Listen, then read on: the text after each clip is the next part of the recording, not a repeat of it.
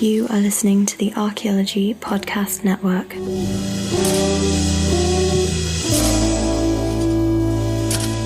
Hello and welcome to the CRM Archaeology Podcast, episode 70 for October 14th, 2015. I'm your host, Chris Webster. On today's show, we discuss a couple of recent emails that we've received. One is regarding a person that wants to become an archaeologist but wants to possibly finish a business degree first, and the other is about interview questions. How should you prepare? What questions can be asked? And how do you know which questions they will ask? So, fire up your email and send us a question, because the CRM Archaeology Podcast starts right now.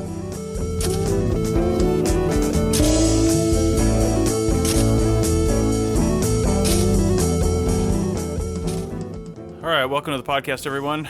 Joining me today is Doug in Scotland. Hello. And Stephen in Calgary. Hello. All right, guys, so today we're going to talk about a couple of emails we received actually quite some time ago now, a few weeks ago, I think over a month ago. But we're just getting to these now, and we're going to talk about them. One is regarding education, and the other one's regarding somewhat of a follow-up email, a follow-up to a podcast that we had, episode 63 in the past, about a job posting. So I'm going to read the first email, and then we're going to talk about it. So first off, it says, my name is William. I am a senior business management major at the University of Central Arkansas. Recently, I found a strong interest in anthropology and want to carry it over into my career. I've been doing my research, and from what I've learned from you and many other internet archaeologists, my most practical job outlook is in the CRM field. We'll wait to pick this apart until later. Here's my question. I've decided to finish my business degree, since I only have 2 semesters left, but my school just recently created an anthro degree that only requires 33 course hours. Would it be to my advantage to stay 1 extra year and graduate with a double major in business management / anthropology prior to applying for a graduate anthropology program? My main interest is doing field work, so I would think an anthro degree could be used if I ever want to keep quiet about having a master's and just do field work. Also, since it would only take 2 semesters, it really wouldn't be out of the way. Any advice is greatly appreciated. And then he says, thanks for the videos and podcasts. So, all right, let's kick this off, this discussion. First, my real kind of flag right here, aside from basically just having a strong interest in anthropology and wanting to really look at CRM, you really need a better idea of what CRM is before you go into something like this, I think. But I want to jump over to the recently created an anthro degree that only requires 33 course hours. I don't know. It depends on, for me, I was talking to some other people about this. If you want a check in the block that says, I received this degree, and then you're going to go on to graduate work or something like that, and that's okay with you, then great. But if you're going to try to do 33 course hours in a brand new program in 2 semesters with all the papers and writing and things like that, you're either going to half-ass it and not learn anything, or you're going to fail. That would be my guess. Like I said, if you're fine half-assing it and just getting the piece of paper, maybe that's good for you. I don't know. But to me, one of those 2 things is going to happen. Yeah, I'm not sure if that's even going to be possible to do 36 hours in 2 semesters. Right, 33 hours, but still. Yeah, okay, well, 30 some hours. Because if this is a brand new major, I don't know how it's set up, but typically a lot of university courses only run 1 semester. Right. And, sometimes they conflict. And so if you're trying to get all 33 into 2 semesters, there's going to be a chance that 1, those classes will conflict and that won't be possible. And 2, sometimes courses run every other year. Mm-hmm. Especially if this is a brand new course, they're usually not designed to be done, all 33 hours in a single year. I'm not sure, and I'm only going to go from my undergraduate experience, but at my school for an undergrad, there was no way you'd be able to get all the credits done in a single year over 2 semesters, just because all your required courses didn't run every year. So I'm not sure if it's even physically possible to do that. Right. Yeah. Well, even if all the courses were offered during those 2 semesters, and he was able to take 33 course hours in 2 semesters, I still don't think it's even possible. I mean, that's a lot of work. You know what I mean? Well, so I don't know exactly, but if you're doing the average about 15, 16 course hours a semester. That's that's the normal for about 2 semesters. That's not. It would be just pure anthropology. But if you were to look at a normal undergraduate degree, you would be taking some of your core classes as well and stuff like that. So it mixes it up. But I don't think it's going to be any extra work than what a normal year would be. It's just going to be nothing but anthropology. Well, I think you hit the nail on the head though. This is all anthropology and it's the core courses where normally you'd be splitting that up with some other courses that you're taking. You might do these 33 major hours in the last 2 years of school and split that stuff up. But these 33 course hours, if these are the upper level courses required for the degree, right? So they're probably all courses that require some sort of paper or research paper or something. And I think the extra work outside of these courses is going to really take up a lot of time. I'm not saying it's impossible. I'm just saying, is it worth it at this point to do it that quickly? You know what I mean? It would also be very interesting to try to do it in a sense that, again, I can only speak for my undergraduate experience, but they broke up our courses into 100 levels. So 100 level course, 200 level course were Right. freshman, sophomore level, 300 and 400 level were your junior and senior year. You kind of had to take the one, if you have no prior anthropology experience or archaeology experience, you kind of had to take the 100 level courses Mm-hmm. and then take a more advanced 200, and then before you could get to the 300 so you could understand all the different concepts. I'm not, even if they ran all the courses, I'm not sure if you'd be able to. I'm trying to imagine a period where you could take, well, probably 4 to 5 courses all at once in the first semester.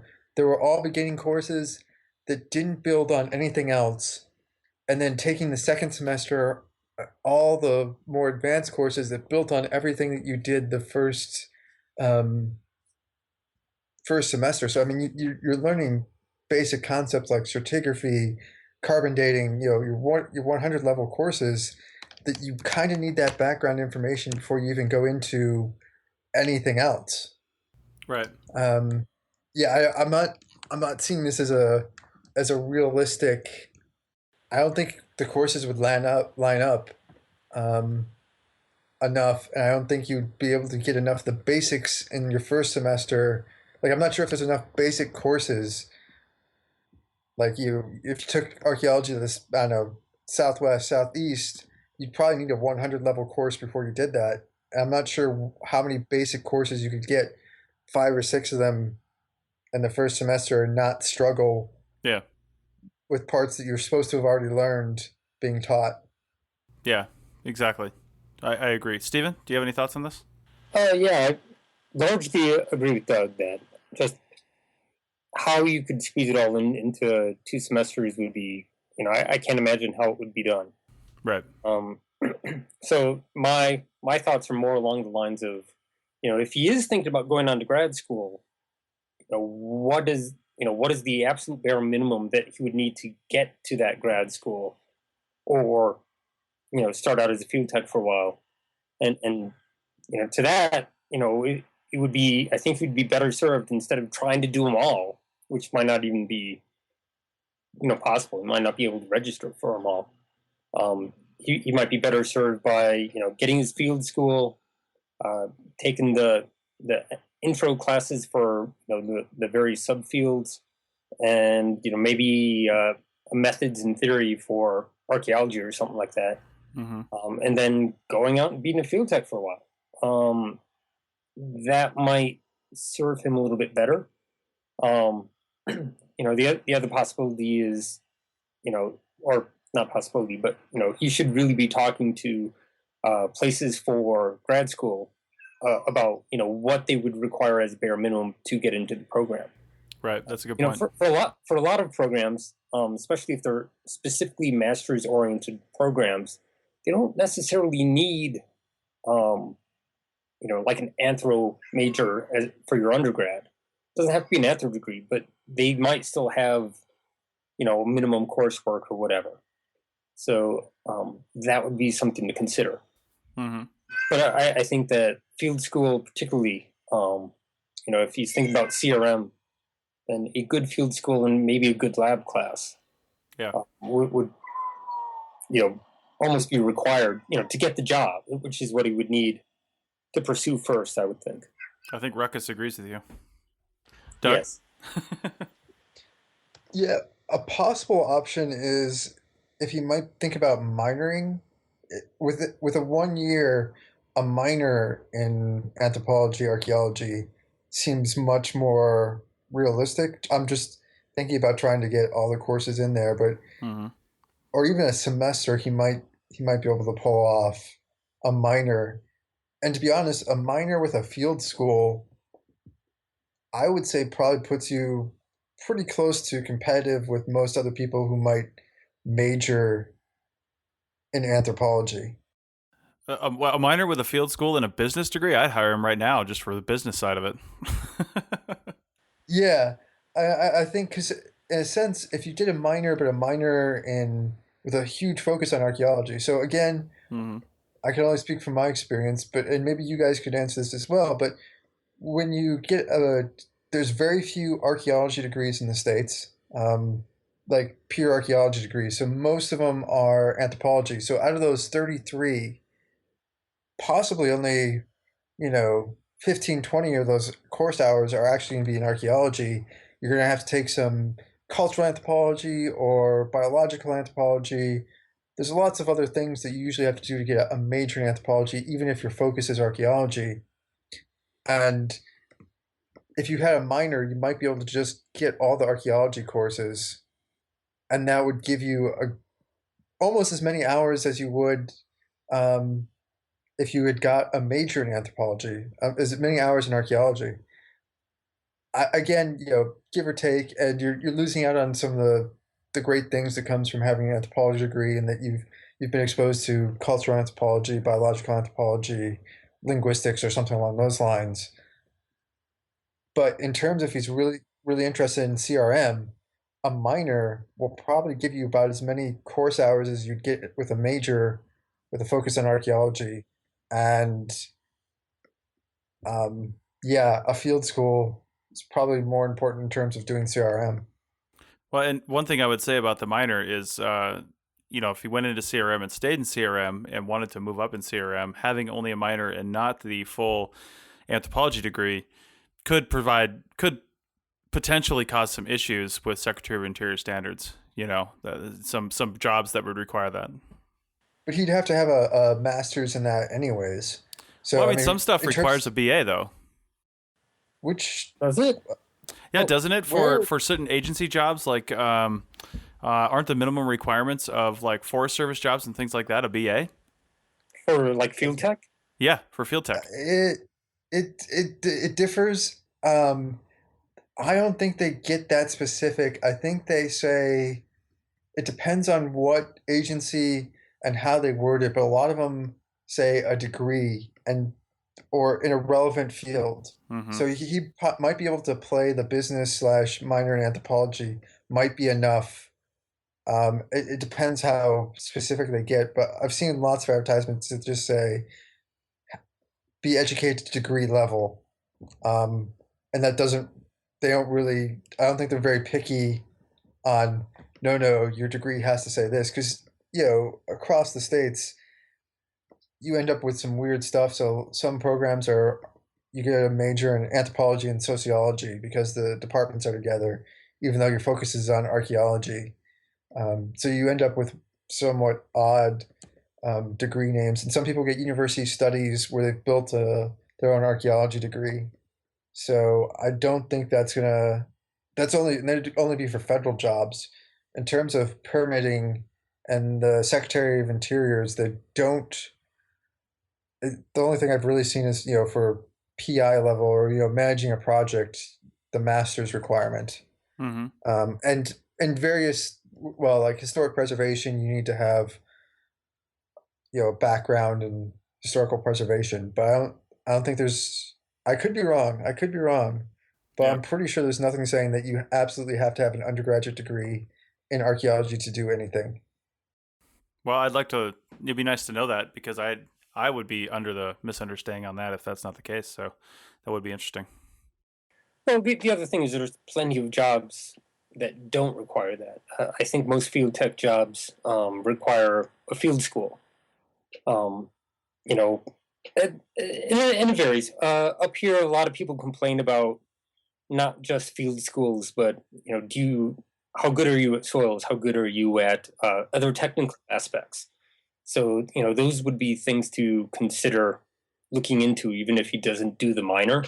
Um, you know, Aiming at the technical aspects of artifact identification, field work, lab analysis, at least to a limited degree, soils, that sort of stuff.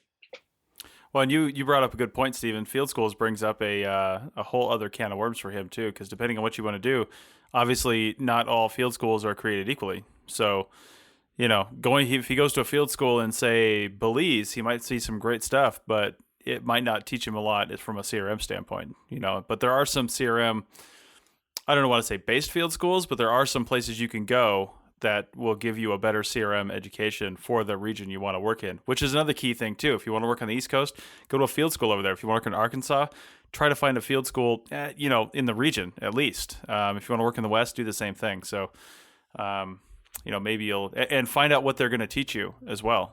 And see if it fits with what you'll need.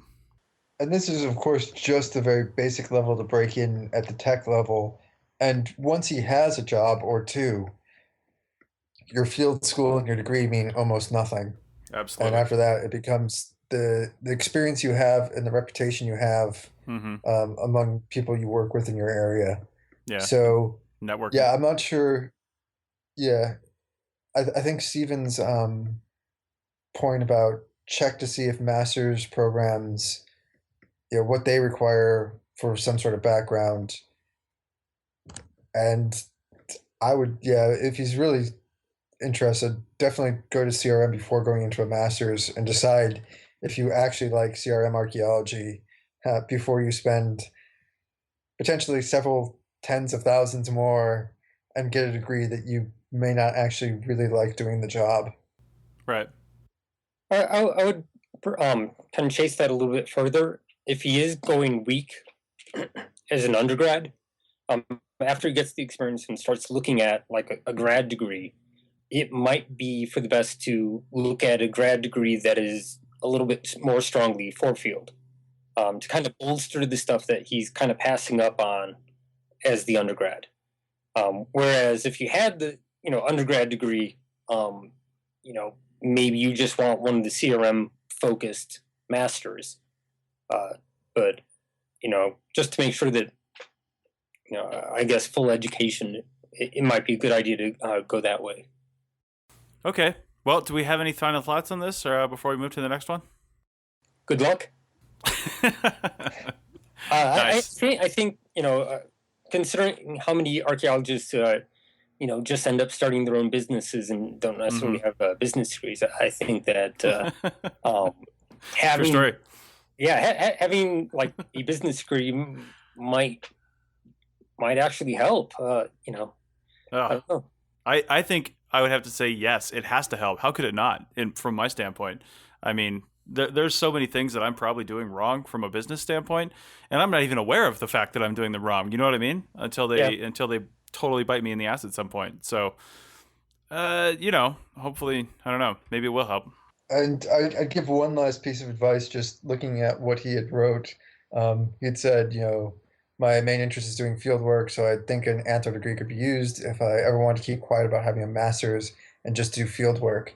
I think we've touched on it, but we should probably explain in greater detail. A master's actually, you need in many parts of the United States a master's to do field work. Mm-hmm. So we had mentioned this, but I realize he may not know this, but the Secretary of Interior has regulations and governs most archaeological work, and they basically require a master's to run projects. Yeah. And depending on the state, each state will have permits that you need, which is experience, but it is also having that master's. So if he does go on to get a master's, you absolutely, depending on where you're working in the United States, and if you're going to do any work for any sort of government agency, you need that master's if you ever hope to move up. And lots of people have masters and still do tech work. lots of people have PhDs and still start out doing tech work. Right. So there's no real advantage of sort of quote unquote hiding your higher degrees, even for tech work, because I've found a lot of people like to, even if you have a master's, start people out, and then they're very happy to have someone that has that degree, so that when work comes along or they have the opportunity, they can slot them in higher up as a project manager. And hiding that, I don't. Do you guys have any thoughts on that? But I don't think hiding your Yeah, degrees really I think help. it's almost more of a problem going the other direction, that there aren't that many slots for people with masters, and is an ever growing number of people with masters. So yeah, I think you're finding a certain amount of bottleneck where the masters isn't holding them back. The lack of jobs is kind of holding them back. You know, and one of the things, I'll just tidy up this with a final comment too, and say, again, what Doug said and what we said throughout is research the region you would likely try to work in. You know, if you want to jump all over the country, that's one thing, but if you want to focus on a certain region, find out what their requirements are. You know, same with the field school and with the permitting and things like that. Because, for example, a notoriously difficult area to get to work in is the Great Basin in Nevada. However, there are ways to get around the master's degree requirement for project management in Nevada, and that's experience. It's kind of crazy, but they have experience levels that are equate to, for the PI level, the principal investigator level, where you can experience out of a graduate degree. So, you know, notoriously hard region to work in. However, if you work there long enough, you can still move up in the world and keep doing that. Now, there's other glass ceiling type things if you don't have a master's degree, but maybe those aren't a concern to you. So, you know, if you just want to work and move up within a company and a chain, you can probably do that here in the Great Basin. But like I said, look at the area like Doug said and Steven said, and figure out what their requirements are and what you really need. So, all right, I think we're going to move on to the next email, but first we're going to hear about another podcast on the Archaeology Podcast Network. See you in a minute.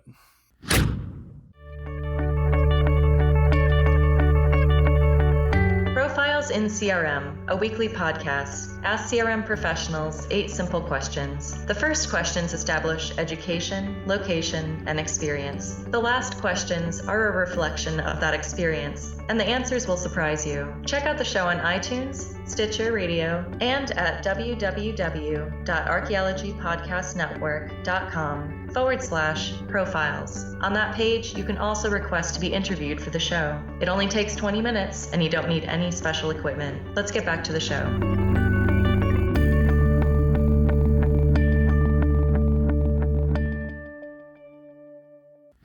All right, we're back with one more email, and let me read that off, and then we're going to talk about it. All right, Chris and the gang. I've been listening to the show for a few months now and have to say you guys rock. I am just getting started with CRM, and every show, blog, and book of yours that I've read has been insanely helpful, so that's awesome. Episode 63 in particular, I actually applied to the job that you mentioned, and 2 was a bit thrown off by the posting, but sent it off anyway since I live in Ohio and California winters don't sound so bad. Anyway, this afternoon I had a phone interview for said job, and even though I've only had a few CRM interviews, I caught a weird vibe, and I wanted to check with you to see if this is the norm. We talked about the standard stuff, company overview, my resume and experience, etc. Then she basically gave me an oral archaeology exam. Some of the questions included: 1, tell me about debitage and what are the 3 types of cortex. 2, how can you identify historic sites? 3, what are the differences between petroglyphs and pictographs? 4, tell me about lithics. 5, tell me about lithics. 5, other than extreme temperatures and wildlife, what types of hazards can you expect to find in the field? And then he continues, I don't mean to complain that I was given an actual job interview, but at the same time, I was definitely thrown off seeing as it's a temporary, entry-level, 4-week-long field tech position with no per diem. I know this isn't standard, but quite honestly, I choked on a few of the questions, and I'm seriously doubting myself now. Would you consider doing a segment on interviews? So that last part is the actual question. So first off, let me back up just a little bit. If you go check out episode 63, at the bottom of the links, there's a link to the Shovel Bumps posting for this job, and they had a lot of stuff that none of us had ever really seen before in a job posting, some really specific requirements for people to have knowledge of, and it was extremely specific, and what makes it even crazier is it's for a 4-week position. It's not like you're applying to be a PI or a project manager or something where you're going to be there for a while. and have to know these things for report writing. And it's a field tech position. So I understand asking somebody how to identify a historic site and whether or not they know about debitage and cortex and things like that. And out here, you really should know the difference between a pictograph and a petroglyph. But that being said, none of those questions were actually in the job posting. That was extra stuff that they threw in for the interview. So the question here is, would you consider doing a segment on interviews? And I think one of the things that, I've got a blog post that's ready to drop on this that I haven't put out yet. But one of the things is, how can you predict what's going to be in your interview? Okay. How can you predict what kind of questions they're going to ask? Well, the short answer is you can't. They'll ask the standard questions, which if you've done enough interviews, you'll know those things. But one of the ways I was thinking of that you can do to figure out what's going to be in your interview is to simply post something out on, say, Facebook or something like that. Talk to your friends first, maybe, see if anybody's actually worked for this company and see what kind of questions they ask in the interview. I would caution people about putting stuff on, say, Archaeo Field Techs on Facebook, because there's over 1,500 people on there. And there's a half a chance that the person at this company is, a part of that group, and they'll see this and maybe they won't like that. I don't know. Maybe they will. Who knows? But that's one of the ways I can think of to prepare for an interview, is to find people who have actually gone through the interview process with this company and ask them what it's like. So I'll open it up to Doug and Stephen now and see what you guys think about this and interviews in general. Guys? To start out by talking about this specific interview, it really sounds like they wanted something very specific, and they didn't want to spend any time or effort training that individual. Because it sounds like, okay, basically what they expect to find are lithic scatters, rock art sites, and they wanted someone who's familiar with tromping around in the outdoors in that particular location. Right. So an archaeologist. Well, an archaeologist from that area who's gotten out of the city, whatever. That kind of describes the whole West Coast, but it's all right. Well, tell me, what are the 3 types of cortex? I'm not sure I could answer that. That's an interesting question. Yeah, types of cortex? That's a pretty specific question. It's like I can talk about, does like patination count as a cortex? I have no idea. When you're getting that technical about it, right? Know what patination is? Are you looking at like the parent surrounding material? What are we talking about here? And I don't know. So I don't know how I would answer that, but I can see how it would lead to a discussion about lithics. How can you identify historic sites? What kind? Buildings? Right. Archaeology sites? What are we talking about?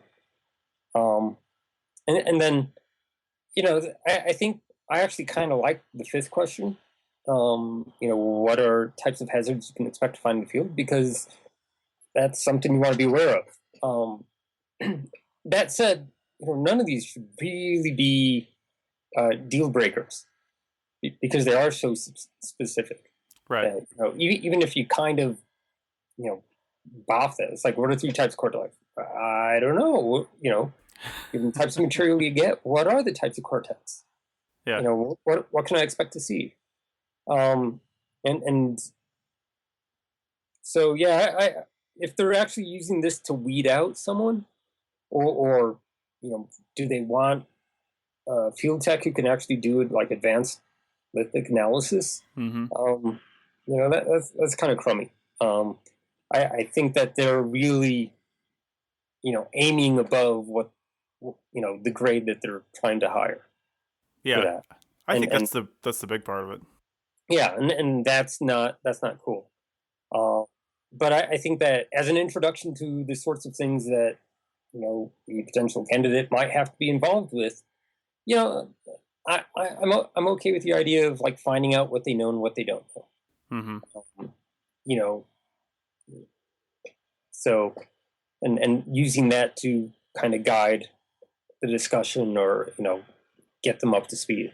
Yeah, I think you're totally right. They're not appropriate questions for a field technician, especially a temporary one. If you were hiring somebody with the thought of possibly moving them up, or maybe you're one of those smaller companies where a field tech is going to do more than standard field tech type work. Like, when they're not in the field, maybe they're helping out with some report writing or something like that, and that's what they're looking for.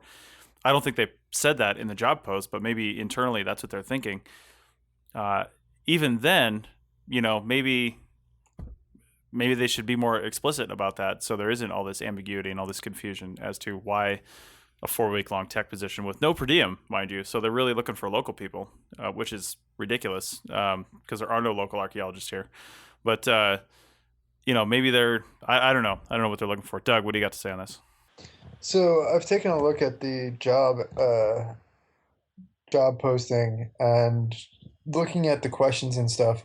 I sort of see this being slightly different. So I went and looked at the website of the company that posted this, Yeah. and they're not an archaeology company. They're a very large, technology business consulting firm. Yeah. And when you look at the job posting, it's actually fairly standard, bachelor's degree, year of experience. The job duties probably goes into a lot more detail than most field tech stuff. And then at the bottom, additional information's, having to walk 8 miles, stuff like that. Mm-hmm. All very standard. I think you guys were talking about how there's all this stuff about like required knowledge, required skills, required abilities. Yeah. And you actually see a lot of that postings outside of archaeology in big organizations. So a lot of universities have postings just like that because it's a professional HR thing.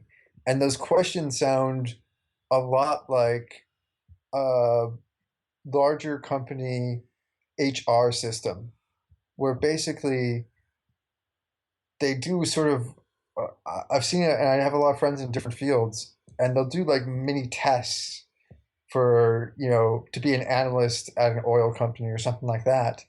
And that's basically what that sounds with. And that's basically a lot what you find in very large companies. I imagine the person who's actually doing the hiring, this is possibly have gone through like their HR department. And so that's why you end up with all these sort of over detailed descriptions. Whereas in archaeology, most of the companies tend to be small. It's a small field. Everyone knows. You can just say, hey, I need a field tech for Tuesday. And most people understand the skills required. Right. But in a large organization, they might not even have any archaeologists on staff. Or the person who wrote this might not be an archaeologist. They were just doing an HR thing. And these questions, these sort of quizzes, sounds definitely like a large company sort of test where they actually don't know anything about archaeology. And so they're just doing sort of a weed out test. Mm-hmm. And that's exactly what it sounds like. And I'm not sure if there's much you can do to prepare for that. Because typically most interviews let's be honest, most field tech jobs are not really interviews. There's more of a phone call saying, so I see you have experience and you can start on Friday or Monday. Here are the details of the project. Can you do that? Right. You very rarely would. I don't know. Have you guys ever gone through? So I know I went through my first field tech position. I actually went through a sit down interview, but that was because it was through a CRM company that was part of the university, so they had to. They're again a large organization, required them to do an interview because of HR policies. But have you guys ever actually been interviewed for a field tech position? Yes, I have. My first one, actually my second one, but I did get interviewed. It was a very informal interview, and it was, really simple questions about my experience. Had I ever done surface survey? Had I ever found anything during surface survey? Questions like that, which were very relevant to the position at hand. So I did actually have to answer a few questions. Yeah, I don't think I've ever actually been interviewed for a field tech position. I've had some fairly in-depth phone calls that felt like interviews, but they never really said they were interviews. I feel like they were fishing for information, without without being direct about it. We just had a conversation, and then at the end, they're like, "Well, can you come on this project?" I don't know if I'd answered questions differently, they'd been like, "Well, it's good talking to you," and hung up the phone. So I don't know. Yeah, Yeah, the whole we'll call you. Right. Yeah, so I had that one. And then I've had a couple of the phone call type just conversations where it's kind of a get to know you sort of thing. And then I don't think I had any more interviews until I was going for like a field supervisor position, which was an MA level position. So Exactly. And there you start getting like actual interviews. Yeah. So. Yeah, they're not messing around with those. You do often get. I would say unless you're hired internally, you're almost every time going to get interviewed for a position like that. Unless it's somebody that already knows everything about you and a spot opened up and they just bring you on. There's that. But if you don't know the company, you don't know who's working there, you're probably getting interviewed for an upper level position, anything over field tech or even crew chief, really. Well, I just did this spring, past winter, I did a lot of just getting to know you interviews, where I sent out my CV and they're like, "Well, we don't have any positions, but why don't you come in, have a coffee and we'll talk." Yeah. And what was interesting is I noticed a few. It took me forever, far too late to pick up on this, but I noticed a few trends in that, and one of them is everybody took a look at my CV, said, "Wow, you have a lot of experience," but none of them really read the CV. Because like on the skills section, flat out said GIS. Yeah. And here apparently GIS is still at a premium. Like that is a major plus to an upper level skill set, because most of the people my age or older don't have it. And it would come up in the conversation, like last question, as we're all standing up, like two or three times, two or three different interviews. Yeah. It came up at the end, and it wasn't until later that I realized it's because, nobody bothered to read all the way to the skills section in my CV. They probably didn't understand when I talked about like doing geospatial data in my cover letter, and that I take it as a kind of a given. That like, of course I know how to use GIS. It's 2015. GIS has been around for quite a while. And it took me a while to catch on that no, up here, it's a lot more like 1997. It's a little bit more rare. So I'm gonna jump in with like your whole comment about how people don't really read the CVs. So right now, Tristan, one of our other podcast people, is applying for jobs over here in the UK, and I'm helping him do a CV. And a good description, which probably does not translate well over a podcast, is when you're doing your CV, you're actually making it to pass the eye test. And the eye test is, you want to fill out enough information on your job so it looks, you have experience. But after 2 or 3 pages, people are going to flip through. They'll look at the first, couple of lines. They'll look at the headers of, jobs. And then those extra 2 or 3 pages are mainly there to look nice. And if people really are interested in you, they'll read deeper. But you really are. I find most people when they're doing CVs, it's the eye test. It's don't have a whole string of nothing but bullet points, because that actually looks ugly. But if you have bullet points and paragraphs, it looks like a nice something to read. And that's what you're actually looking for, is someone to look at your CV and say, couple of pages? This looks like a nice read. I'm going to call them. Not necessarily that they're actually going to read it in every detail. And even if they do read through it in every detail, they're probably going to forget. And so this is sort of bringing it back to the interview advice, is if there's a skill that you have that has not been brought up, and they ask you that question of, oh, do you have any questions? That is the perfect time to try to highlight the skills that you haven't talked about that you think are important, because they might not have read that far into your CV, or they may not have even picked up those skills. So,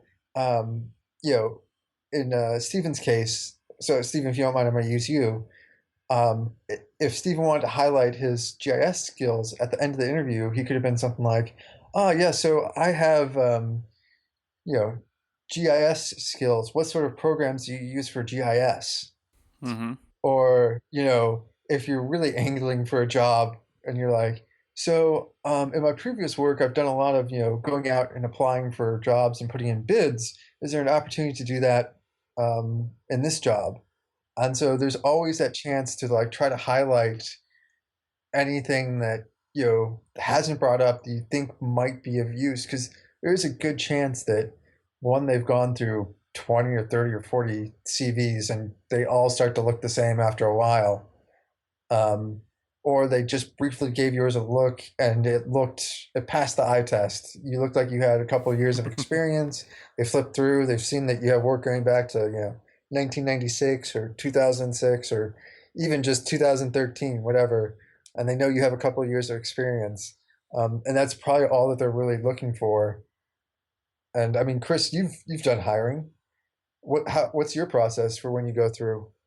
Well, it's a little different for me because the hiring I've done at other companies was usually they just I got handed the list of people that were already weeded out. But hiring for my own company, since I'm so new in the business, and this is actually good to know. I mean, it's really been all networking. I haven't had to put out a blanket call for jobs, for people for a job because I knew people that wanted to work here and they happen to be available at certain times, or friend of a friend kind of thing comes highly recommended, and I haven't had to put out a mass call for people I just simply don't know. So probably not a good one to ask on that, but it's a good thing to know. Networking is a strong tool in this field. And while I'm on this, I think Doug, you're making some really good points there about the interview and things like that. But I think the larger point that we're making here regarding interviews from a field tech standpoint is it's really not in the interview, it's in your CV. Like Doug is saying, make sure your CV is one that stands out and gets you noticed and get you, because I will totally agree with that. If I have had to look through CVs before, not necessarily doing interviews, but just glancing through them. And it really is like you come across one that just is poorly formatted and doesn't look right. You just assume that, well, first off, you don't have the time to go through all of them. And the second thing is I would assume that probably the rest of their work is similar, and I would toss it. I probably wouldn't even read it. I probably wouldn't even know who they were. It just looks like crap. It's going in the trash, right? If you didn't even try in that point, it's going in the trash. So, yeah, I'll agree with you, Doug, on your CV, how it looks, and then more importantly, not more importantly, but next in importance is how it reads, because if they like how it looks, there's a decent chance that they might be reading it soon, or at least some of it. And I will echo what you said too. When I first got into archaeology, and then for the first few years, I always assumed, but by the time I was in the field, everybody knew what I had for experience. Well, in the leadership, the crew chiefs or project manager, whoever was out there from the company, they knew all my skills. They knew everything. But in reality, they didn't know anything. They absolutely didn't know anything because they didn't read. They likely didn't even see my CV. They were just handed a list of people and said, "Here you go. This is your crew." So if you want those things highlighted, you got to do what Doug says, which is, tell them. If you want to highlight the fact that you know how to use a piece of equipment, you have to tell them, "Hey, I know how to use that," and jump in there and do it. So, Stephen. Yeah, well, I do actually have a lot of experience hiring people and looking at CVs. We've had to put out a lot of calls on, just one of the requirements, even if it was, people that other employees already knew, or fellow professionals, like some instructors that I know, like they had some students who were looking for it. I'd have them send me a CV. And generally at the field tech level, I would just, skim it to see what your field work experience is. If, your work experience wasn't field work experience, I kind of skimmed it, because it wasn't really relevant. So basically looked at, what projects you had worked on, if you had done field work, whether you had a field school, because sometimes field schools weren't mentioned. Mm-hmm. And if so, which field school was it with? And then, I always went with references, and I would spend more time talking to the referees than the applicants. Right. Partly because, a lot of times when you talk to someone who has no field experience except for a field school, you can actually get a better feel for how they're going to do from the referees. Those are people with experience who know what you're expecting, or hopefully know what you're expecting, and can actually give an informed comment about what they want.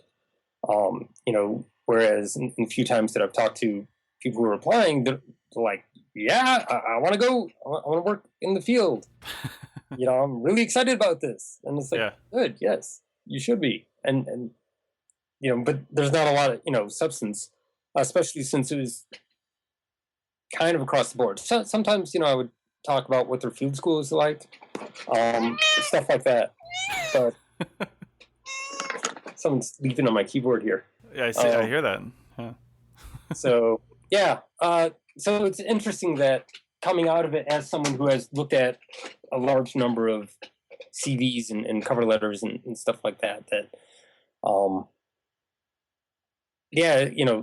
people weren't necessarily reading mine in the same way that I normally read them. Because I would be interested in what sort of, not just, like how many pages you have of experience, but what sort of experience do you have? And in my most recent job, it flat out said GIS as far as like, some of the job duties. So the fact that, they weren't looking apparently at all was kind of intriguing. They really were kind of going by the pound. And, I'm not complaining at all. I think it should just be, that's a cautionary tale, right? That don't make the same mistakes I made. The other thing is, I wasn't going for a GIS job. I wasn't going for any job. I was just getting to know them. And it really didn't occur to me that people don't know how to use GIS. Well, I want to ask you a question. I want to jump back a little bit. You mentioned how you got more information talking to their to the referees that they had, the people that referred them. And, I've always thought that, and again, you have a lot more experience in this, so tell me, I've always thought that references were kind of a little bit BS sometimes, because from me, why would I put somebody down as my references that isn't going to speak highly of me? Right. So it almost seems like it's a biased opinion from the get-go. Did you ever call a reference where the person was like, you got a bad vibe from talking to that person about the person that was trying to get hired for the job? Or, yeah. Okay. Absolutely. So, man, why would people put those guys down on their, they on their don't have list? anybody else. I guess. Right? No, it's well, one, I actually did get an honest to God bad reference once. Really? And this is pretty rare. Yeah. Where basically I have like standard five or six questions. How do you, what was your relationship with this person? What were the job duties that this person performed? What were these person's strengths? What were these, person's weaknesses? Would you hire this person again? That's the golden question. Yeah. And, here's a description of my project. In your opinion, do you think this person could do it? And that one was kind of a one-off because, half the time they're like, I can't answer that for, liability issues. I've heard that before, yeah. A lot of people aren't going to put themselves out on a limb to, guess whether they can do this job. And that's fair.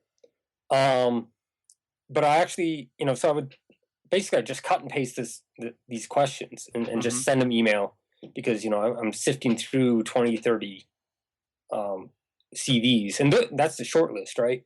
Yeah. So, and I just fire them off. And then I basically I had one reference and, I'm going to try to tell this story without naming names. Mm-hmm. Basically, the guy had like 10 references on his CV.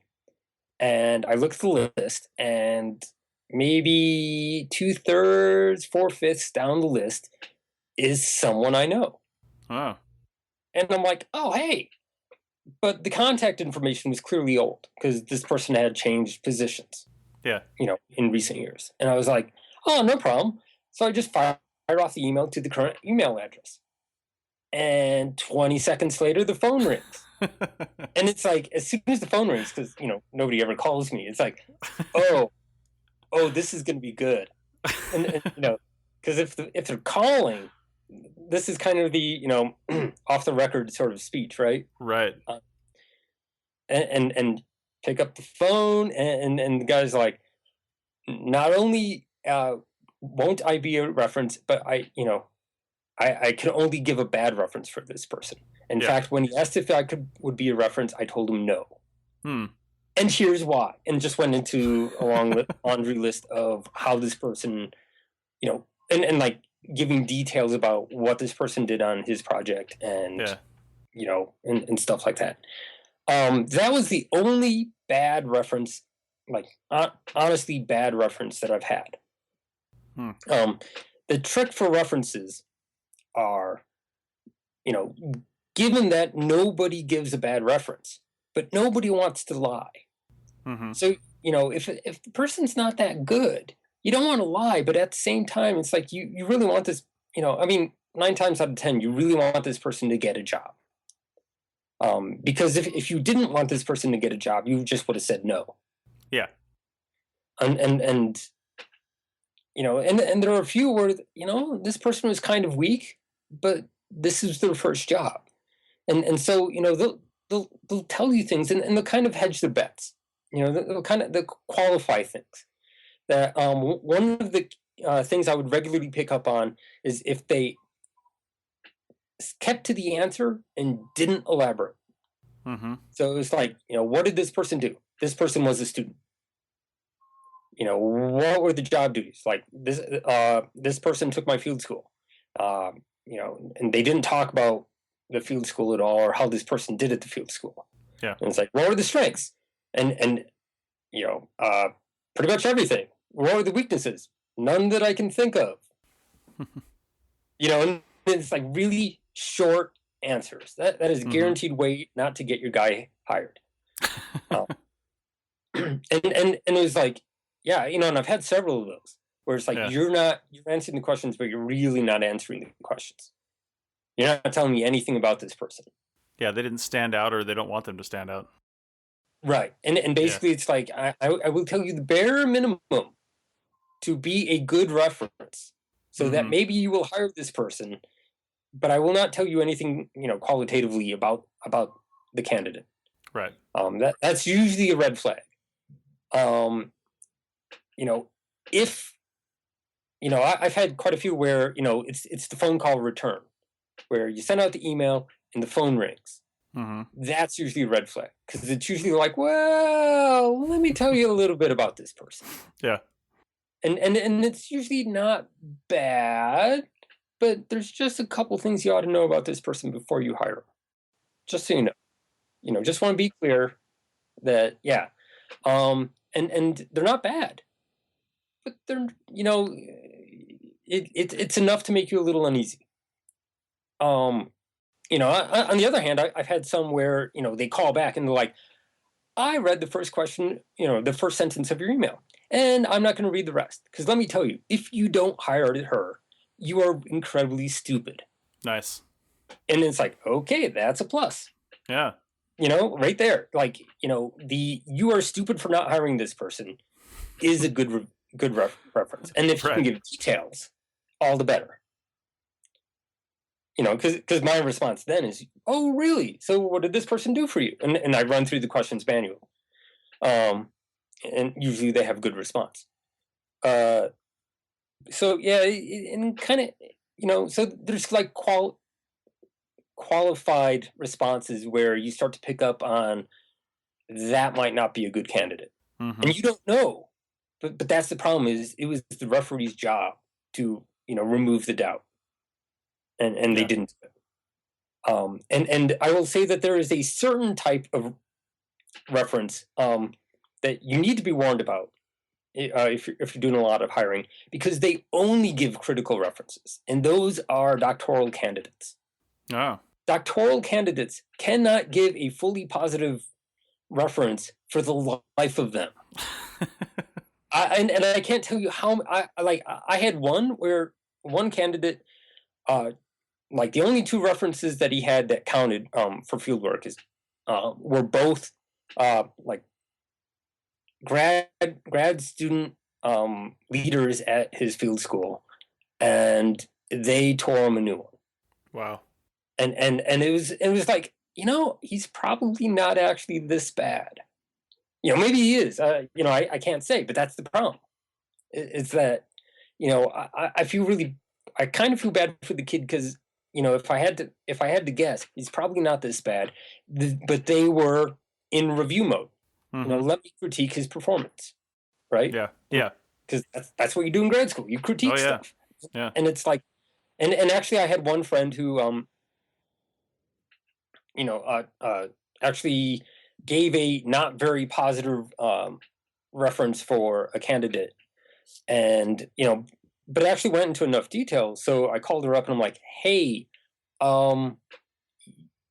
let's talk about this. And basically the negative experiences were the sorts of things that couldn't possibly happen on the type of field project that I had. Mm-hmm. But it's like, so if you're being a reference, think about what they're applying for when you talk about their performance, because just because they were bad at one particular thing doesn't make them bad at everything. Yeah. Right. And good. Yeah. So got to be a bit of a connoisseur about references over the years. Nice. And then the other thing is, and experienced hirers will understand this, and people who are experienced at giving references will understand this, is not every performance isn't static. Mm-hmm. That if someone just only had a field school and your job was their first job, possibly their actual first job, not just their field job, Right, first job ever. Sometimes it's like, well, to be honest, they weren't that great, but I'm willing to give them a little bit of a doubt, just on the basis that they were really green. Yeah. And they had trouble finding their footing, and because I've had people who worked for me and they were kind of lackluster, not blatantly horrible, but yeah, maybe a little unmotivated, maybe not a lot of self drive, a little slow, and then they get hired off, and I give one of those qualified references where they're not horrible, but they're not all that great, and then a couple years down the road, I hear from the people who hire them, and they're like, oh yeah, that person's so awesome, we made her a crew chief. Nice. And it's like, really? Wow. Because I had no idea how this person would develop. Yeah, people change. And so I kind of always had that, like, I don't want to screw anybody's career. Mm-hmm. I mean, I've had some people who just blatantly shouldn't be doing it, but for the most part, if it's just that they're new and they're weak, yeah, it's like I would feel really bad just destroying their career just on the basis that it took them a little longer to ramp up. But at the same time, I can't tell you that they were great because it took them a little, So just saying, hey, it was their first job and they were pretty green, that kind of explains the whole situation and puts it back on the hirer. Mm-hmm. It's like, okay, do you want to take a chance with this green person or not? And sometimes they do, sometimes they don't.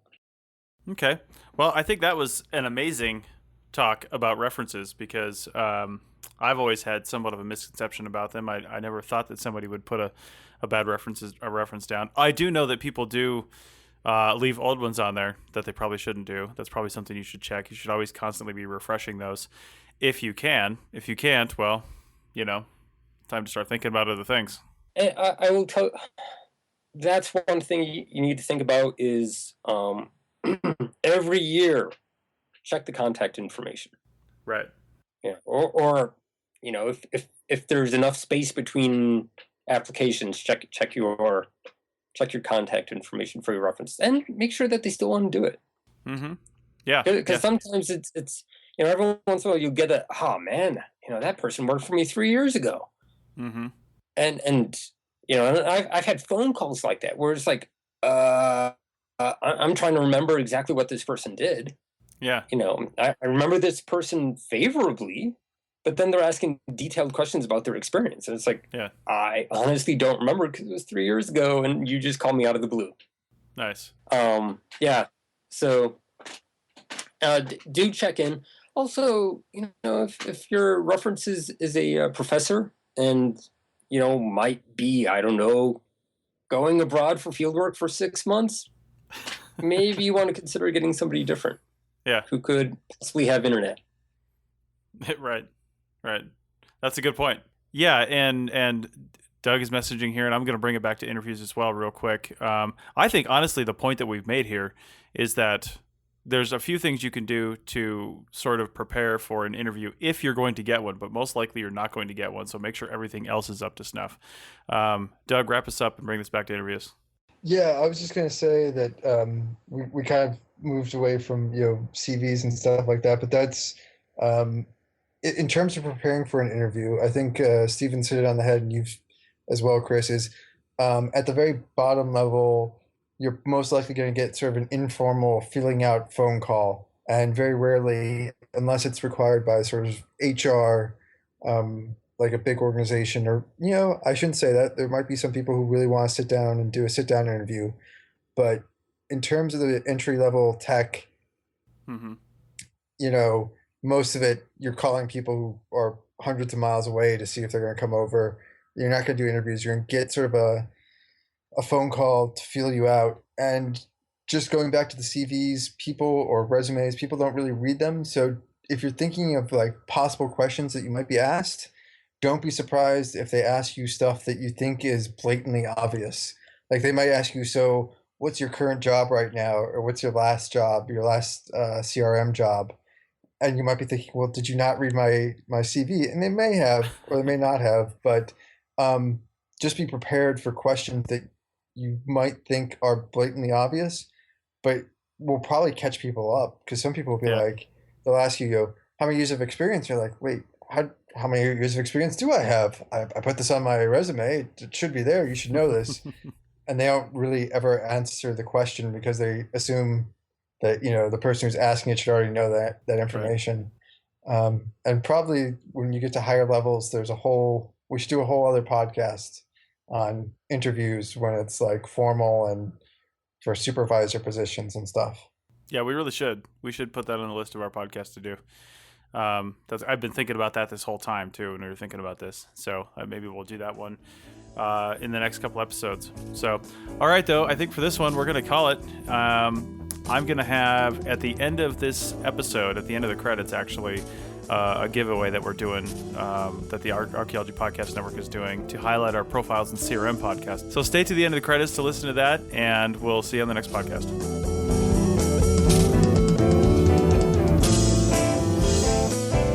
That's it for another episode of the CRM Archaeology Podcast. Links to some of the items mentioned on the show are in the show notes for this podcast, which can be found at www.archaeologypodcastnetwork.com/CRM Arc Podcast. If you like the show and want to comment, please do. You can leave comments about this or any other episode on the website or on the iTunes page for the episode.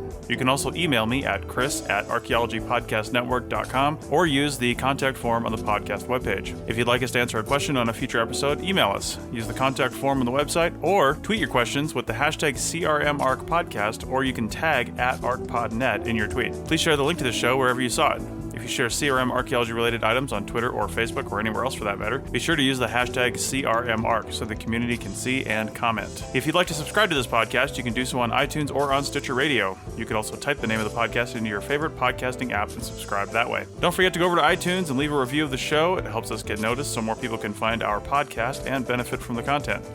Also, send us show suggestions and interview suggestions. We want this to be a resource for field technicians everywhere, and we want to know what you want to know about. Also, please consider donating to the Archaeology Podcast Network. Your donations help fund our bandwidth and contribute to our editing costs. Thanks to everyone for joining me this week. Thanks also to the listeners for tuning in, and we'll see you in the field. Goodbye. Bye. Adios. Bye. Jesus. You guys, you both are trying to be the last one. You can't both do that.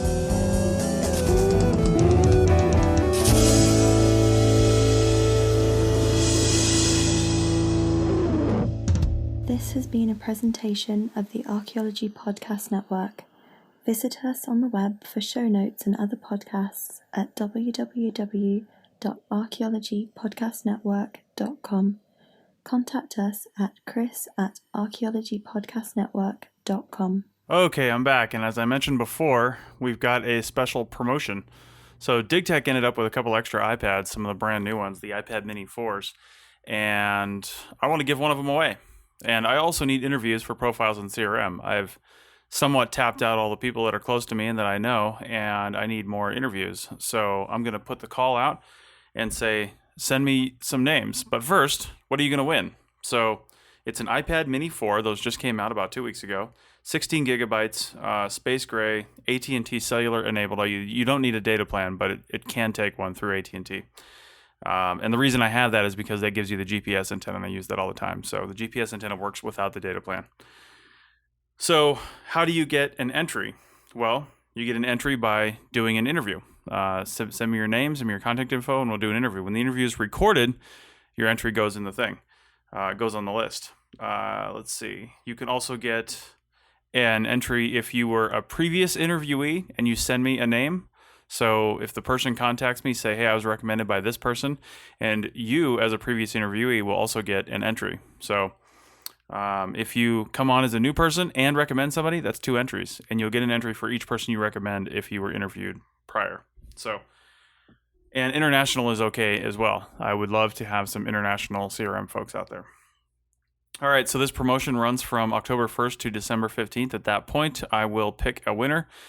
Here's another catch, though. I want 40 interviews before we pick a winner. I don't want to have 2 people get interviewed and then have to choose between them, because the goal is to get interviews here. So I want you guys to send me some names, and we'll get this going. All right? Good luck to everybody, and I'll keep you informed as to how many we're up to. All right. Thanks again for listening to this episode and for supporting the Archaeology Podcast Network. If you want these shows to keep going, consider becoming a member for just $7.99 US a month. That's cheaper than a venti quad eggnog latte. Go to arcpodnet.com/members for more info.